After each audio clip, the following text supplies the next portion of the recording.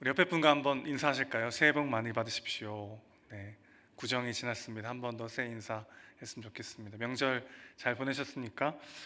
오늘 본문은 기도에 대한 본문이죠. 그런데 마태복음 7장에서 기도에 대해서 예수님 말씀하시기 이전에 바로 전장인 마태복음 6장에 이미 기도에 대한 말씀이 나와 있습니다. 마태복음 6장 6절에서 5절 말씀 보면은 기도할 때 외식하는 자와 같이 하지 말고 골방에 들어가서 은밀한 중에 보시는 하나님께 기도하라, 이런 구절이 나오고 있어요. 기도의 자세 그리고 기도의 대상에 대해서 예수님 말씀하신 다음에는 기도의 구체적인 방법에 대해서도 말씀하십니다. 주기도문이 나오는 장이기도 하죠. 이렇게 기도에 대해서 다 설명하시고 난 다음에 바로 이어지는 다음 장에서 기도에 대한 가르침이 또 나오고 있는 것을 보게 되는 것이죠. 단순한 반복이 아니고 기도에 대한 또 다른 아주 중요한 메시지가 본문에 담겨 있습니다. 결론부터 말하자면 기도할 때 우리의 시선과 관계가 중요하다라는 것을 오늘 본문은 이야기하고 있는데요. 문맥 속에서 그 의미를 발견할 수 있는데, 오늘 7장 6절 보시면 거룩한 것을 계획해 주지 말고 너희 진주를 돼지 앞에 던지지 말라, 이런 구절이 나옵니다. 진주가 돼지 앞에 던져졌을 때 어떤 일이 벌어질까요? 돼지가 굉장히 감격하며 기뻐하며 그 진주를 주머니 속에 넣는 일은 아마 발생하지 않을 것입니다. 끼케야 냄새 좀 맡아보다가 전혀 이것이 내 식욕을 채워줄 수 없는 것이라는 것을 알고는 밟고 지나갈 뿐인 것이죠. 그러니까 참 가치에 대해서 눈을 뜨지 못하면 그것을 제대로 누릴 수 없듯이, 하나님을요, 내 필요를 채워주는 실용적이고 유용한 분으로만 보는 것은 바로 돼지가 진주를 보는 방식과 같다라는 것을 우리에게 말해주는 것이죠. 하나님의 아름다우심과 그분의 신실하신 사랑을 경험할 때 기도의 의미는 전혀 달라지게 되어 있습니다. 자, 그러니까 하나님이라는 존재를, 나의 필요를 채워주시고 내가 열심히 간구하면은 거기에 내 정성에 감동해가지고 나한테 내가 원하는 것을 주는 그런 좋은 분, 그런 유용한 분 정도로만 하나님을 믿는다면 마치 돼지가 진주를 바라보는 시선으로 하나님을 보고 있는 것과 마찬가지라는 것을 본문은 이야기하고 있는 것이죠. 또 오늘 본문에서 아주 중요한 주제는 관계입니다. 관계, 아버지와 자녀와의 관계요. 11절 말씀 보시면은 아버지와 자녀의 관계 안에서 기도가 진행돼야 된다는 것을 강조하고 있는 것을 보게 됩니다. 이 사랑의 관계에 대한 이해가 없으면 오늘 본문은 또 하나의 율법주의를 부추기는 본문에 지나지 않게 될 것입니다.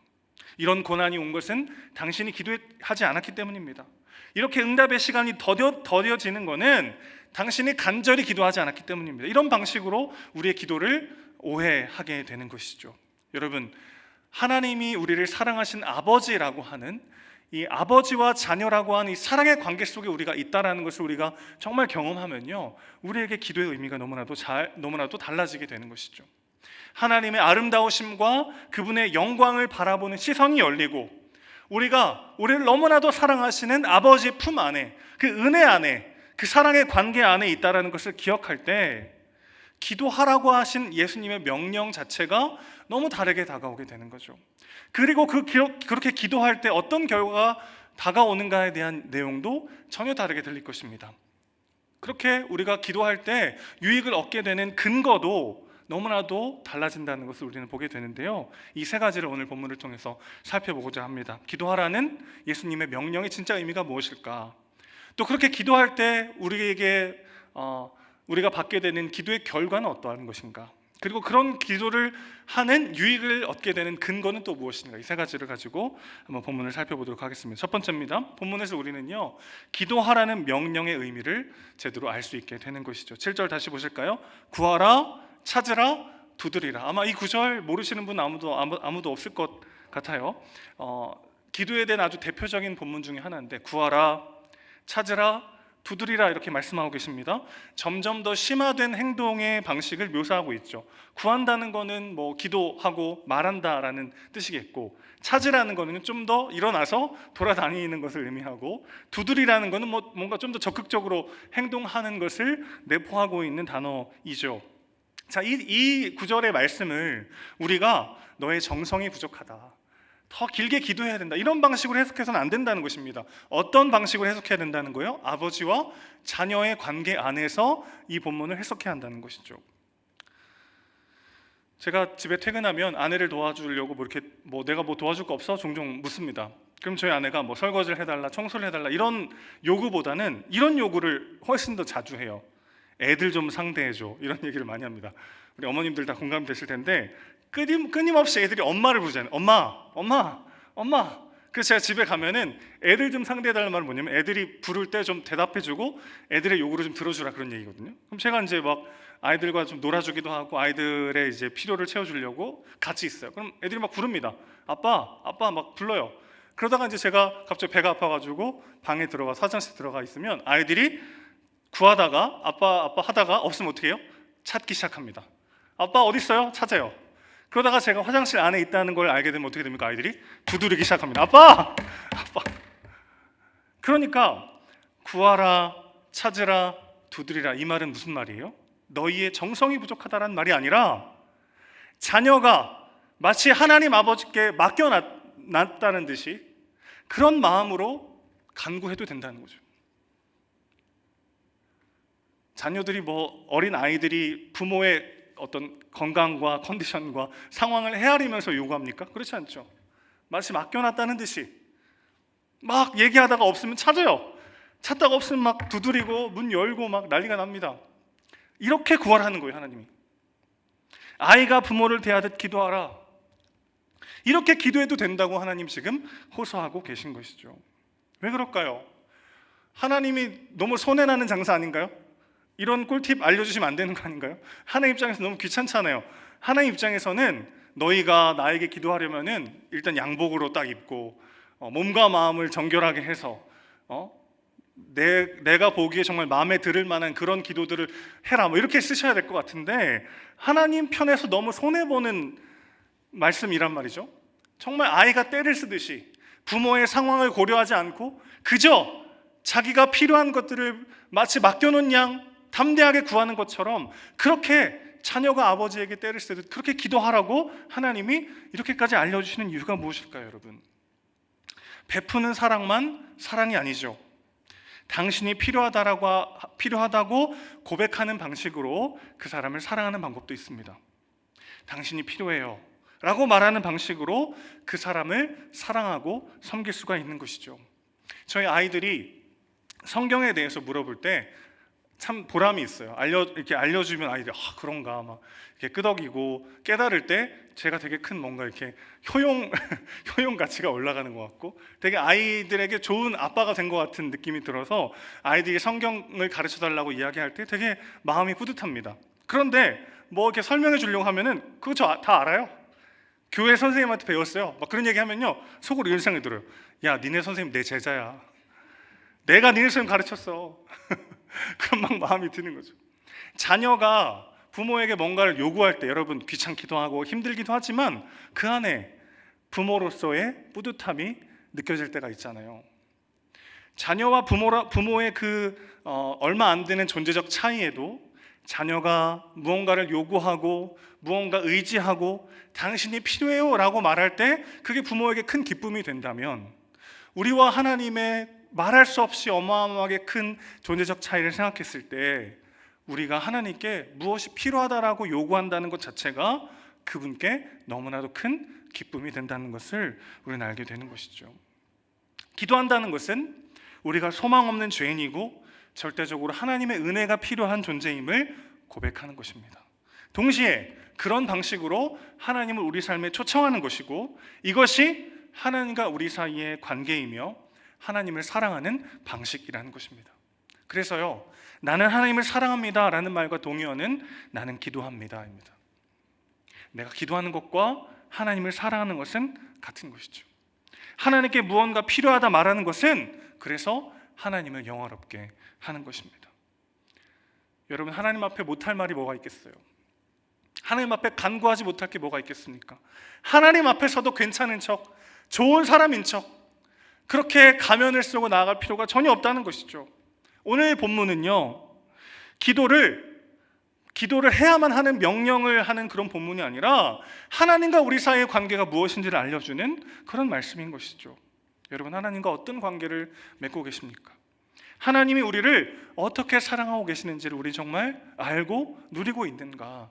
그것에 대한 본문이라는 것입니다. 이런 기도의 결과는 어떻습니까? 우리에게 하나님께서 좋은 것을 주십니다. 오늘 말씀은 우리가 기도할 때 하나님께서, 아버지께서 구하는 자에게 좋은 것으로 주시지 않겠느냐, 이렇게 기록하고 있죠.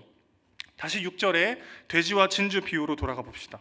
돼지는 진주가 귀하고 값비싼 것임에도 불구하고 그것을 알아볼 수 있는 눈이 없어요. 그래서 우리가 하나님을 성공하는 데 도움이 될 때만, 혹은 병들었을 때, 어려울 때만 찾는다면 우리는 하나님의 아름다움을 보는 눈이 없는 것이죠. 그럼 어떻게 될까요? 구해야 된다는 것입니다. 찾아야 한다는 거예요. 문을 두드려야 한다는 것입니다. 하나님, 내가 하나님의 아름다움을 눈을 열어 바라보게 하여 주시옵소서. 우리의 눈이 망가져서 헛된 것들에 목을 메고 있는 것이 아니라 눈먼 자를 눈뜨게 하시는, 내 인생의 빛이 되시는 그 성령의 조명하심으로 진짜 가치가 무엇인지, 참 생명이 무엇인지, 하나님께서 내게 주시고자 하는 진정한 영광이 무엇인지를, 아니 나아가서 하나님 자체, 그분이 가지신 그 엄청난 아름다움이 무엇인지를 경험하게 하여 주시옵소서. 이게 우리의 기도가 되어야 하는 것이죠. 자, 동일한 본문이 누가복음에도 쓰여 있는데 거기에서는 이 좋은 것이 성령으로 기록되어 있어요. 그러니까 마태복음과 누가복음의 말씀을 종합해 보면 우리가 기도할 때 하나님께서 좋은 것으로 주시는데 그 좋은 것이 누가복음에 의하면 뭐라는 겁니까? 성령이라는 거예요. 여기서 또 한 번 우리는 배신감을 느끼죠. 뭐든 다 구해도 된다고 해놓고 결국 주시는 건 성령이에요. 이게 뭡니까? 뭐든 구해도 되고 내 필요를 뭐든 알아도 되고 그래 놓고는 결국 주시는 게 성령이다. 이게 무슨 뜻일까요? 우리가 정말 하나님이 어떤 분이신지를 알게 되면 우리의 기도가 바뀌는 거죠. 우리의 갈망이 바뀌는 거고 우리가 정말 추구하는 인생의 목적과 방향이 달라지게 되어 있습니다. 우리 눈에 보기에 아무리 좋은 것처럼 보인다 할지라도 그것이 우리에게 정말 득이 될지 해가 될지 우리는 알 수 없어요. 그러나 하나님은 아십니다. 성령을 주신다는 건 어떤 뜻이에요? 우리가 그리스도의 영광을 보며 그분을 닮아가는 것이 얼마나 귀한 일인지를 점점 더 깨닫게 되어간다는 것입니다. 그러니까 오늘의 말씀은 결국 성령을 주실 거니까 기도해도 소용없다라는 게 아니라 우리가 어떤 기도를 해도 괜찮고 그 기도를 하나님이 들으시고 좋은 것으로 주시는 것인데 그 좋은 것의 핵심은 무엇입니까? 성령을 우리에게 주신다는 거죠. 자, 그러면 저처럼 이렇게 마음이 삐딱한 사람은 이런 마음이 들 것 같아요. 기도하고 받는 것과 기도 안 해도 하나님 주셔서 받는 것에 차이가 그렇게 뭐가 있을까? 그렇잖아요, 여러분? 열심히 간구했습니다. 그래서 하나님이 응답해 주셨어요. 그래서 받는 거하고 하늘 아버지께서 내가 구하지 않는 것까지 더 좋은 것으로 나에게 부어주신다라는 그 믿음으로, 그 굳센 믿음으로 기도하지 않아서, 기도하지 않고도 응답받았을 때 이건 어떤 차이가 있을까요? 여러분, 기도하지 않고 무언가 내게 주어진다면 그것으로 끝이죠. 그러나 간절히 기도한 후에 그 기도가 응답됐을 때 우리는 하나님을 더욱 깊이 알게 됩니다. 하나님의 일하심을 더 깊이 경험하게 되는 거죠. 그래서 여러분, 기도하지 않아도 살만할 때가 있어요. 기도하지 않아도 일이 잘 될 때가 있습니다. 기도하지 않아도 연봉은 오르고 기도하지 않아도 살만한 순간들이 있을 수 있어요. 그러나 기도하지 않고 받으면 가져도 행복할 수 없습니다. 하나님이 내게 주신 은혜가 너무나도 큰데 그것들을 바라볼 수 있는, 그것들을 알아볼 수 있는 눈이 닫혀서 더 가지지 않으면 불행한 인생에 빠지게 되는 것이죠. 기도하고 응답받았을 때 우리는 그것 하나하나에 감격하고 감사할 수 있는 것이죠. 이것이 성령을 주신다는 의미입니다. 우리가 간절히 구할 때 우리가 구하는 것을 좋은 것으로 주실 뿐만 아니라 성령을 우리에게 주셔서 진짜 가치와 진짜 생명과 진짜 아름다움이 무엇인지, 우리를 향해 쏟아지는 하나님의 은혜와 사랑이 무엇인지를 눈을 열어 보게 하시는 것이죠. 그것이 진짜 우리를 만족하게 하기 때문이죠. 그렇기 때문에 기도할 때 하나님 주신 응답을 누릴 때야말로 우리는 진짜 가치, 진짜 생명이 무엇인지를 깨달아 알게 될 줄로 믿습니다. 또 한 가지 기도의 결과에 아주 좋은 소식은요, 우리가 미처 구하지 못한 것을 주실 뿐만 아니라 우리가 잘못 구해도 좋은 것을 주신다는 것입니다. 오늘 말씀을 보면 9절 보실까요? 너희 중에 누가 아들이 떡을 달라 하는데 돌을 주며 생선을 달라 하는데 뱀을 줄 사람이 있겠느냐, 이런 말씀이 있어요. 여기서 말하는 떡은 빵을 의미합니다. 이 팔레스타인 지역의 빵은요, 돌과 굉장히 비슷하게 생겼어요. 멀리서 보면 저게 돌인지 빵인지 잘 구분이 되지 않습니다. 또 오늘 본문에 나온 이 생선이라는 단어는 생선하면 여러분 뭐가 떠오르시는지 모르겠어요. 근데 여기서 이 생선은 장어 느낌의 물고기를 말해요. 뭐처럼 생겼습니까? 뱀처럼 생겼죠. 그러니까 돌과 뱀은 좋은 것들을 닮은 나쁜 것이죠. 하나님께 대놓고 나쁜 것을 구하는 사람은 없어요. 나름 좋은 것을 구합니다. 그런데 내가 보기에 좋아 보이는 그것이 좋은 것을 닮은 나쁜 것일 때가 있다는 거예요. 예를 들어 보겠습니다. 자녀들의 대학의 입시와 취업을 위해서 열심히 간구해요. 이것 자체는 좋은 것입니까? 나쁜 것입니까? 좋은 것이죠. 그러나 그 기도할 때 나의 마음속에 자녀의 입학과 취업의 성공 여부에 따라서 내가 원하는 무언가를 도달하는 것의 여부를 따라서 자녀의 인생이, 내 인생이 결정되는 것 같은 두려움과 불안감으로 그 기도에 전념하고 있다면 우리는 좋은 것을 닮은 나쁜 것을 구하고 있는 것이죠. 제가 오늘 설교를 준비하면서 이 설교를 통해 막 엄청난 은혜가 쏟아지고 많은 분들이 정말 하나님을 경험하고 참 기도가 무엇인지를 알아가면 좋겠다는 마음으로 기도하며 준비하는 것은 좋은 것이죠. 그런데 만약 그런 일이 벌어지지 않고 내가 설교했을 때 아무 일도 벌어지지 않고 그냥 밍숭맹숭하게 끝나면 내 인생은 비참해 라고 제가 강하게 믿으며 굳게 믿으며 간구하고 있다면 저는 사실은 생선이 아니라 뱀을 구하고 있는 것이죠. 그런데 여러분 한번 생각해 보세요. 우리 중에 이 두 가지 마음을 무자르듯 딱 자를 수 있는 사람이 누가 있겠습니까? 우리는 하나님을 사랑하지만 동시에 내 삶의 현실의 문제와 어려움을 해결해 줄 또 다른 무언가를 사랑하기도 하잖아요. 자녀를 위해서 기도할 때 하나님 정말 이 자녀가 하나님을 사랑하고 하나님의 사람으로 자라날 수 있다면 나는 이 아이가 어떤 고난과 어떤 어려움을 겪더라도 나는 상관없습니다. 그렇게 기도할 수 있는 부모가 누가 있어요? 아니, 하나님을 사랑하고 하나님의 사람으로 자라나는 거 좋은데 그래도 웬만하면 넓고 편안하고 안정적인 길로 갔으면 좋겠는 마음이 우리 안에 다 있죠. 그걸 무자르듯 어떻게 자를 수 있습니까? 구분하기가 너무 어려워요. 나의 간구가, 나의 소원이, 나의 원함이 정말 하나님 보시기에 온전하고 아름다운가, 그렇지 않으면 나의 죄와 욕심과 상처가 투영된 나쁜 것들로 무너져가고 있는가, 우리는 구분할 수 없죠. 멀리서 보면 좋은 것이나 가까이서 보면 나쁜 것일 때가 참 많이 있습니다. 우린 좋은 것들을 구해요. 그런데 그 좋은 것을 궁극적인 것으로 여기며 구할 때 우리는 빵이 아니라 돌을 구하고 있는 것입니다. 우리는 생선이 아니라 뱀을 구하고 있는 것이죠. 그리고 그 뱀은 언제나 돌이켜 우리를 물게 되어 있습니다. 하나님은 좋은 것을 주십니다. 그리고 우리가 잘못 구해도 좋은 것을 주십니다. 하나님은 결코 우리에게 돌과 뱀을 주지 않으시죠.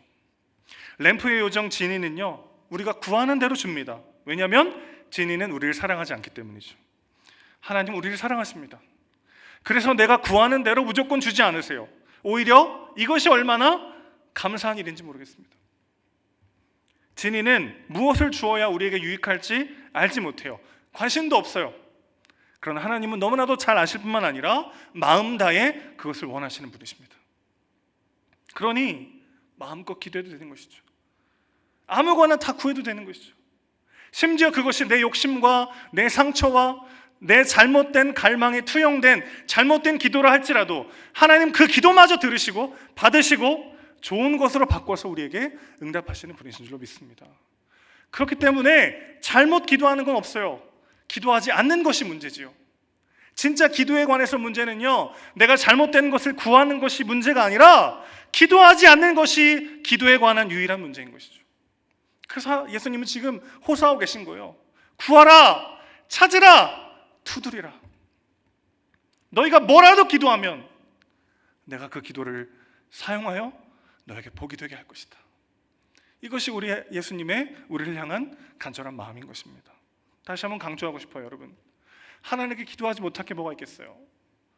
때로는 정말 용서가 안 되는 그 사람을 저주하는 기도가 될 수도 있겠고, 때로는 남들에게 말하기 부끄러운 나만의 욕심과 나만의 무언가를 채우기 위한 기도라 할지라도 하나님은 그 기도까지도 들으시고 사용하셔서 우리에게 복이 되게 하시는 분이십니다.